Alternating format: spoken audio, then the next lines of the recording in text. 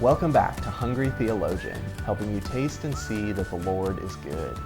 Even if you don't eat it very often, I think every cook should know how to make an awesome steak, and the reverse sear is a great method to learn. So get ready to wow your friends and family with a perfectly cooked steak. But not only that, if you want a vegetarian or vegan option, I've got a beautiful cauliflower steak for you too. You'll want to start with some high quality steaks. The thicker the cut of steak, the better candidate it will be for the reverse sear. Today I'm cooking some boneless ribeyes. Generously salt the meat at least an hour before cooking and up to 24 hours before. When you're ready to cook, season generously with pepper as well. Heat your oven to 250 degrees Fahrenheit and place a layer of foil on the bottom of your oven. Then place the steaks directly on the oven rack. This first part, where we bring the meat close to its final temperature, will probably take about 30 minutes, but you need to let the temperature be your guide. Invest in a probe thermometer that you can leave in the meat while the oven is closed, or check it every so often with a good instant read thermometer. You want to bring the steaks 10 to 15 degrees Fahrenheit under your desired final temp.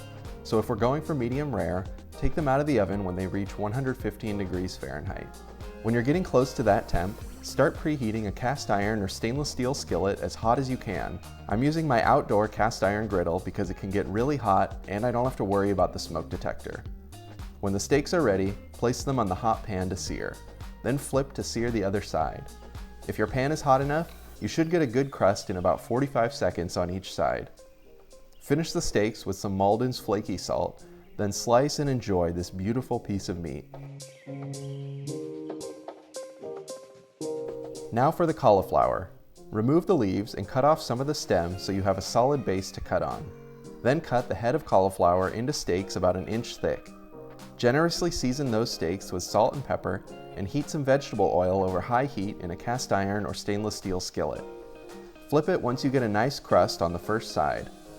Add 3 tablespoons of butter or vegan butter to the pan, along with 2 cloves of crushed garlic and 2 sprigs of rosemary.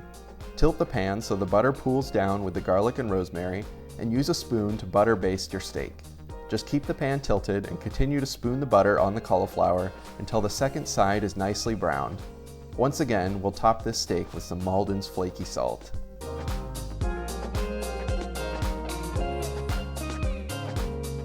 A perfectly cooked steak is a beautiful thing. You can't argue with that.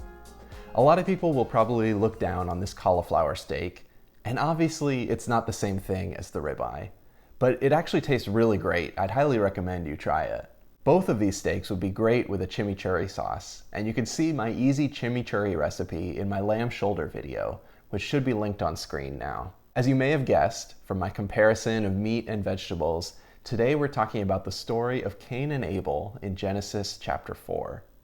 Cain and Abel were the sons of Adam and Eve. Cain was a farmer and Abel was a shepherd. And in the chapter, both of them bring offerings to the Lord. Cain brings the fruit of the ground, probably a grain offering, and Abel brings an offering from his flock. We're told in the passage that the Lord had regard for Abel's offering, but did not have regard for Cain's offering. But the text doesn't explain this difference. And I don't think it's just because God preferred steak over cauliflower. Rather than explaining the difference, the text draws our attention to Cain's response. In his anger, Cain ends up murdering his brother Abel. But before that, God had warned Cain that sin was lurking at his door. Alistair Roberts compares this to the sin of Adam and Eve in the previous chapter. Just as the serpent was lurking in the Garden of Eden, sin is lurking in Cain's heart. The story of Cain and Abel teaches us that we all need to guard the gardens of our hearts. Sin must be rooted out, or it will continue to grow. Especially when things don't go our way, we need to be aware that sin is lurking at the door. And rather than allowing it to grow and fester, we need to turn to the Lord in His grace and mercy. All of us will face unfavorable circumstances at some point in our life, but we can decide how to respond. Rather than letting sin grow and fester, turn to the Lord and through His grace and mercy, tend the garden of your heart. If you enjoyed this video and you want to see more, please consider subscribing and sharing with your friends.